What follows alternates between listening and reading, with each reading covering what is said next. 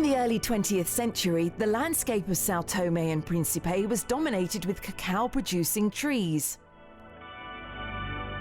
More than 100 years later, cacao is still the most important crop here. But the country is no longer a major player in the industry. One company is on a mission to revive and evolve the old cacao traditions.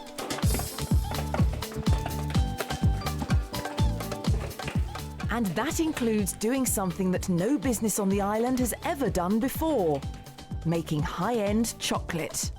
Claudio Corallo first came to Sao Tome in 1992. Before then, he was working with coffee in what is now known as the Democratic Republic of Congo. So it was here that I got intrigued to experiment with cacao, a beautiful plant. The pruning of cacao trees is very similar to how it's done with olive trees. I was raised among olive trees. I'm from Tuscany, Florence more specifically, so I grew up amidst olive plantations and vines. The cacao is grown on a plantation located in Principe. This was one of the first roças to grow cacao in the 19th century. When Corallo took ownership of this roça, the cacao trees had been overgrown by native vegetation. Slowly, his workers were able to bring back the trees and begin harvesting them once again. As plantas que nós cultivamos são as descendentes das plantas que foram introduzidas aqui. Our trees are descendants of those that were brought here in the 1800s, 1817. That's why I say we work with an old variety, less yield per hectare. All of the cacao pods are harvested by hand.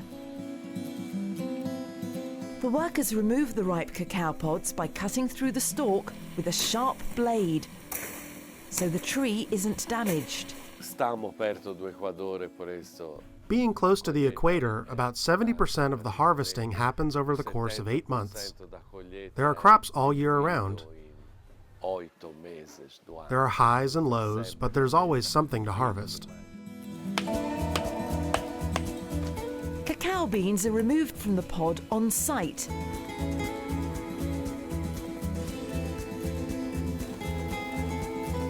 Then transferred to the sorting area before going to fermentation and drying. Once the cacao beans are dried, they are put in small bags and sent to Corallo's other roça, Nova Mocha, on Sao Tome Island. After the cocoa comes here, the separation, the sides, the big, medium and smaller. And after we roast the cocoa, and the cocoa, roasted cocoa come here.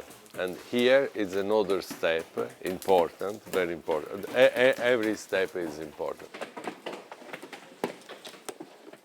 The cacao bean is then separated from the husk. Quality standards are very important to Corallo, so each worker must make sure that none of the husk remains in the cacao. This is cacao as pure as it can get. It's 100% cacao, just roasted beans. And this is the final product, the purest kind that may be obtained, this kind of cacao.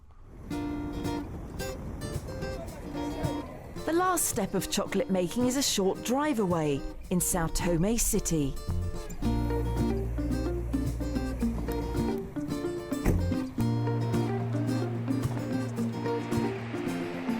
O cacao vem descascado de Nova Mocha. The cacao comes huskless from Nova Mocha. It's ground and refined in this room. Then it goes into a temperer. E aqui preparamos o nosso chocolate. This is where we prepare our chocolate.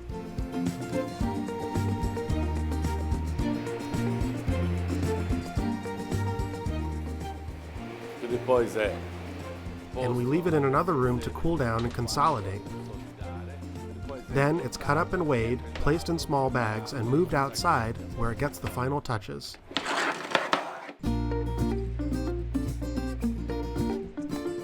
It took years for Corallo to refine this process to make sure the end product wasn't bitter. No laboratorio aveva differenti etappe, differenti ensaio, We'd run multiple tests at the lab. Such tests would take place at different stages, like roasting, husking, and grinding of the cacao. Making chocolate wasn't our end goal, but it was part of one of the tests we ran for our research. In order for us to be able to spot anything, the cacao aroma had to remain untouched throughout the entire process, much like it's done in Tuscany with cold-pressed olive oil.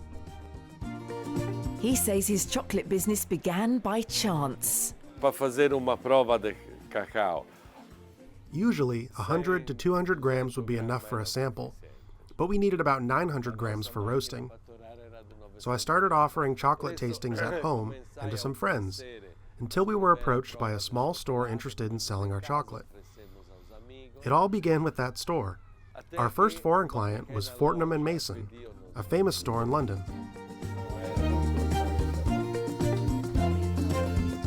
And now, customers come here to Sao Tome to taste Corallo's chocolate.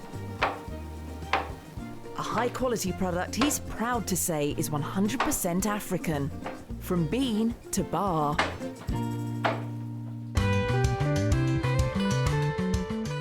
The Portuguese colonial tradition of cacao and the roças that made it all possible have fallen into decay for decades. But from the ruins, the people of Sao Tome and Principe are starting to see new growth. This lush tropical island nation is now looking beyond its roots and into the future.